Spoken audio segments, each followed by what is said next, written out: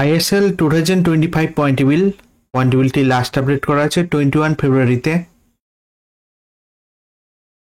Number 1 position আছে Mohun Bagan super জিয়েন্ট, 21 match খেলে 49 পয়েন্টে। নাম্বার 2 এ আছে এফসি গোয়া, 20 ম্যাচ খেলে 39 পয়েন্টে। নাম্বার 3 তে আছে জামশেদপুর এফসি, 21 ম্যাচ খেলে 37 পয়েন্টে।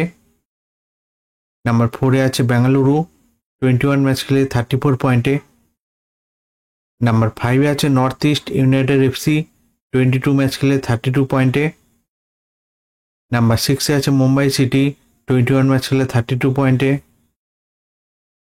নাম্বার 7 এ আছে উড়িষ্যা এফসি, 21 ম্যাচ খেলে 29 পয়েন্টে।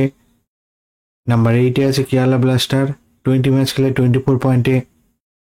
নাম্বার 9 এ আছে পাঞ্জাব এফসি, 20 ম্যাচ খেলে 24 পয়েন্টে। নাম্বার 10 এ আছে চেন্নাইয়ান এফসি, 21 ম্যাচ খেলে 24 পয়েন্টে।